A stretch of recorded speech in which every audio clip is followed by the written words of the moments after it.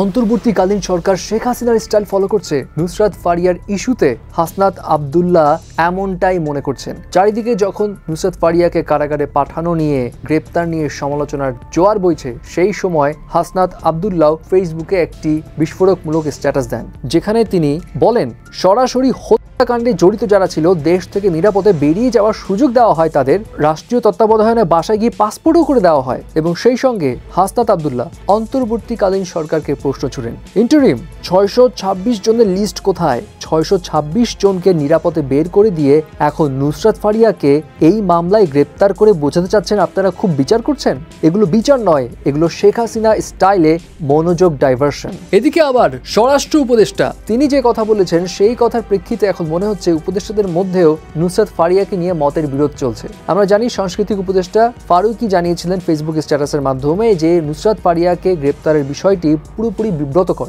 দেখে মনে হচ্ছে সাবেক রাষ্ট্রপতি আব্দুল হামিদ যে বিদেশে চলে গিয়েছিলেন কোনো কিছু বাধা ছাড়াই, সেই বিষয়ে ওভার নার্ভাসনেস হয়ে সরকার এখন নুসরাত ফারিয়াকে খামাখা এয়ারপোর্ট থেকে গ্রেপ্তার করেছে। বাট স্বরাষ্ট্র উপদেষ্টার আবার দাবি নুসরাত ফারিয়া দোষী না নির্দোষ এটা তো বলা যাচ্ছে না, কারণ ইনভেস্টিগেশন এখন চলছে। এবং তিনি এটাও বলেন তাকে যে গ্রেপ্তার করা হয়েছে তার বিরুদ্ধে কেস আছে বলেই তো গ্রেপ্তার করা হয়েছে, এবং গ্রেপ্তার না করে যদি তাকে বিদেশে যেতে দেওয়া হতো তাহলে তো লোকজনই তাকে প্রশ্ন ছুড়তো কেন আপনারা বিদেশ যেতে দিলেন।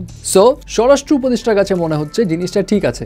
এখন বিষয়টা এতটাই জটিল হয়ে গেছে যে সামনে কি হয় বলা মুশকিল। লেটস সি তারপরেও 22 মে জামিনের শুনানিতে নুসরাত ফারিয়ার কপালে কি লেখা আছে।